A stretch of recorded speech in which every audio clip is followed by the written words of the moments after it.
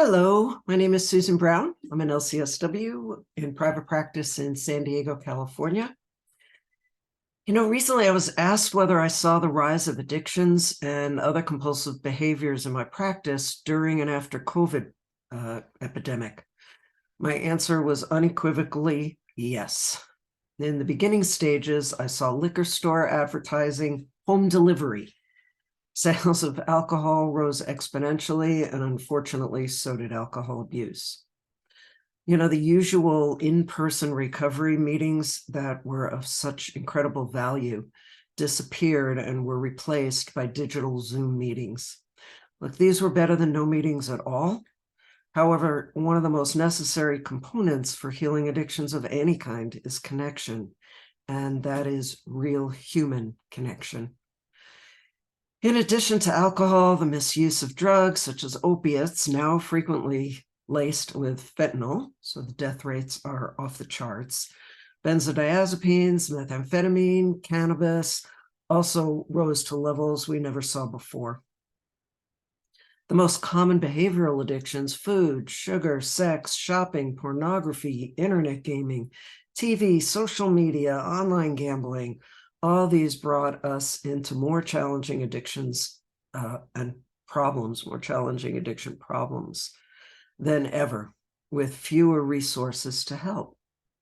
Sadly, many of those who had managed to maintain long-term sobriety relapsed during and since COVID as a consequence of the incredible loneliness and isolation that we had not experienced in most of our lifetimes.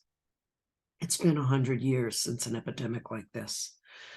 The countless losses through death that so many of us experienced, myself included, often without a chance to say goodbye, created the perfect storm for addictions of all kinds to flourish. For some, it was the first time addiction took hold of their lives. For others, pre-existing behaviors and substances were exacerbated. And for still others, it was the relapse that set in where sobriety had previously been maintained for long periods of time.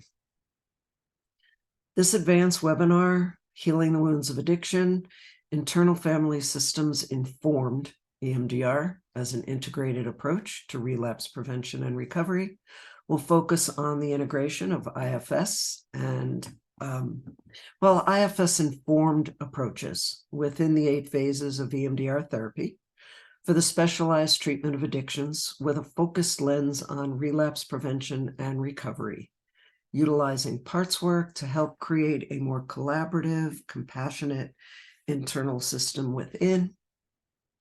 In a previous workshop, I offered a more basic foundational course for understanding the underlying contributors, primarily associated with addictions, using the adverse childhood experiences, the ACE study, to inform case conceptualization and treatment planning with EMDR therapy. I hope that you'll join me for that and this more recent, more advanced workshop to help get more of you on board to help out with the population in such great need and with much fewer resources available. Thank you and bless you all.